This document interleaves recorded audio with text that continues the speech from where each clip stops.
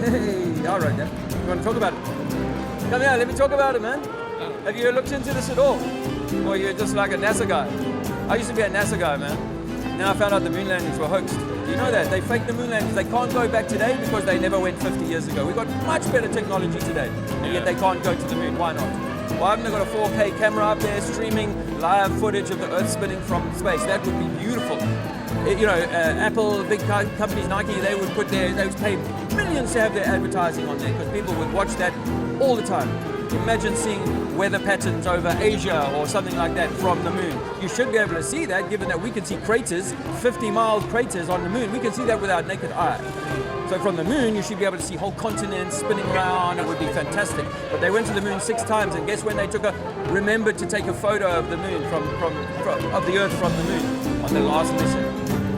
Me and you, we go and visit some beautiful scene. We're going to go and take lots of pictures there. We're not going to be playing golf. We're going to take pictures. And they didn't do that. They didn't take video footage, but they got video footage of them playing golf and riding a dune buggy. They forgot the camera. They left the camera on Earth. They left the camera. Well, there's a guy on the moon panning up and watching as they leave the moon surface, they pan that camera up. How do you do that unless you're in a stage in a studio and you've got a crane lifting that thing up and you follow it up and you go boom. And when you look at it in the modern times, it looks like firecrackers going off. There's no dust plume. In fact, the lunar landers don't get dust on their feet. Not in the early landings. I don't think you have any of them. It's like, come on, man, this 10,000-pound thruster has just forced all this dust off the moon. It should be dusty for a while. We know that. So then you look at the International Space Station and you start seeing they've never done a 360-degree pan like this. They've never taken a camera and done a 360 spin because the wall behind them is probably a stage. You realize that they do the walks, the spacewalks in a swimming pool. Why? We see bubbles rising from the helmets. One astronaut nearly drowned a couple of years, 5 years ago, I think, because water went into his suit. We've seen a reflection once of a scuba diver during a spacewalk. Like, no, that's where they do them in Texas, where they do in the swimming pool, and they put a blue screen behind that and make you believe like Sandra Bullock went in gravity, was in space. So that cannot be, there's a friend of mine, and that cannot be substantiated by anything that we've seen. One of the other things that they've never shown us or we've seen is that they use harnesses to make guys look like they're floating. When Tim Peake did his spin in the air for Channel 4 in his interview, you could see the fullness of the harness, the circus harness, in his trousers. And then when he was going over through the 360-degree spin, the veins started to come out in his neck.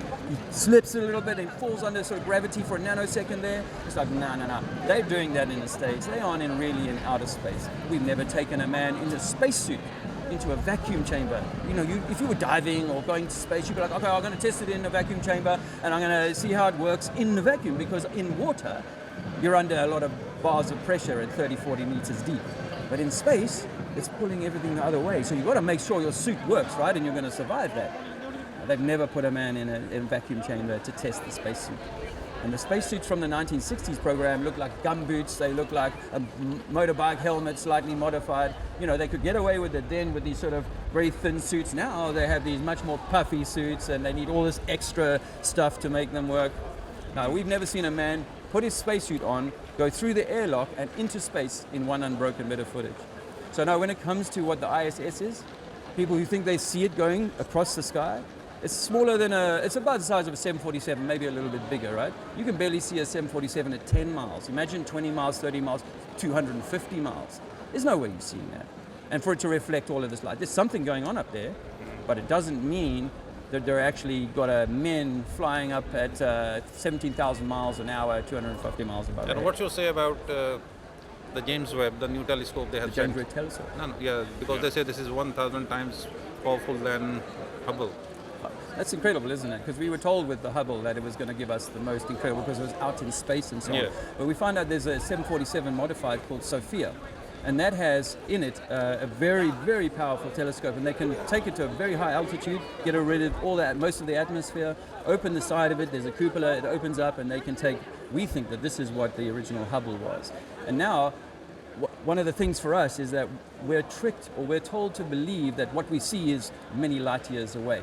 So what our cameras or our radioscopes are doing is they're picking up signals from billions of miles away. So when their Hubble or anything else can zoom in right on that, we think they're looking into the deepest of space. Whereas we think that our most powerful telescopes, if you were to take them on the ground or whatever, you would be able to resolve something at 50 miles, maybe 100 miles, something like that. And people often say, oh, it's the atmosphere, which I would give you, the atmosphere is more dense here.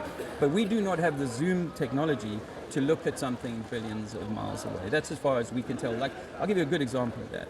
The P900 camera that we often use to it's got a super zoom, 80 times zoom or whatever. Well, you can zoom in and fill the whole of the viewfinder with the moon easily. You can actually take a crater and fill the crater with that. But if I took that on the ground and pointed at something 20 miles away, I would struggle to fill the viewfinder with the building or whatever it was at 20 miles. So we don't think that we're looking at things that are so far away. The light show, as I say to people, might be within 1,000 miles. It might be less than that, but I'm speculating, of course. So I think that light doesn't travel infinitely. We see lights depending on where we are relative to the equator. The further south we go, the less of the northern lights we see. And it's as simple as that. Lights don't travel infinitely far, as we're told. These are small, local, we believe, points of energy, maybe sonoluminescence in play, like a vibration that's causing like Mars to flicker in this repeating pattern that we see. That's what we think these might be, and we think they're close and local. And I also go as far as to say to people that I think they might be personal to you, that each of us has 7 key energy chakra points, and those 7 energy chakra points equate to the main 7 luminaries in the sky: the Sun, Moon, Mercury, Venus, Mars, Saturn, Jupiter. These are actually your guides, and they're energies that kind of come across and join up and do things at certain times. We know, for example, the sun. When the sun comes, the sun rises, well, you get a really warm day, and then the sun sets, and that light says it's time to go to sleep, and that light's personal to you. When you die, you take that light with you. This is a good one. When the clouds are thick on a moonlit night, look at the clouds, how the moon is only illuminating a mile around your head. It's only illuminating about 1 mile. This is a great example. But then if you ask your friend who's 5 miles away from you, because if you look down 5 miles, you'll find that the sky is dark. The clouds are dark. And if we were being illuminated by one light, then the whole sheet of cloud should be white. But when you look a mile, 3 miles, 4 miles away from you, it's dark. But your friend who's 3, 4 miles away from you, he'll say, no, it's only a light around me, like a light on a foggy night. It's only illuminating the clouds near me, but not where you live. So it's the moons and these things are actually personal to you. So why I talk about this is because... I'm sorry to interrupt because I've got to go. I've not seen this man in like 3 years. I've got to give him a hug. Yeah. Yeah, and I'll catch you Tuesday.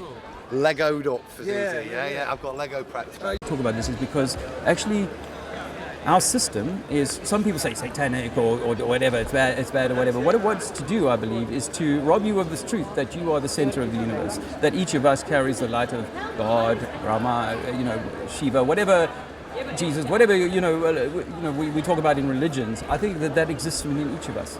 And that love, that emanation of the creator source that we come from is the thing that defines us as different from the animals and everything else here. And we are meant to be on some, I believe, a divine journey rather than one of servitude and slavery. And it feels to me very much like a servitude and slavery system that we're in now. And that's why they lie, because they never want you to know your true power. That the crown, the corona, is yours. And no one should be able to steal that crown unless you agree to give it away. By your consent, you said, I can come into your house, then that's by your consent. I cannot force my way into your house. That's how it should be. We should love each other, treat each other as we treat ourselves, and so on. But what's happened is the government has used this clever system of education, of indoctrination through religion and through science to minimize and demean God's creation, God's intention for you to know what you are. And each of us is on our own journey. If we've got a bit of religion or atheism or whatever, we're each on our own kind of journey. But what if if at the beginning you'd never been told untruths, you've been given this sense of, well, we're all one, there is no, we're God expressing itself. Treat yourself well if you want to. If you don't, your body will hurt. Treat nature well. If you don't, it will hurt, and we're the micro in the macro, and we should love ourselves, and from that emanation will come the love in the world that we don't see today. Thank you very much for your, what should I say? Information? Information, Thank you. Knowledge you have given us. I've got a flyer and a website. Okay, you're welcome to visit that. I don't have a lot of content. And by the way, are you a science student or you have been to... I mean, to be honest, I only found this out 7 years ago, so I had to go back and study science all over again. Okay, so I'm pretty, I can talk about interferometer experiments that were done in the 1800s where they couldn't find that the Earth is moving. Aries failure. He was the Queen's astronomer. In the 1800s, he did the experiment called Aries failure, and that couldn't prove that the Earth was moving. It seemed like the stars were moving.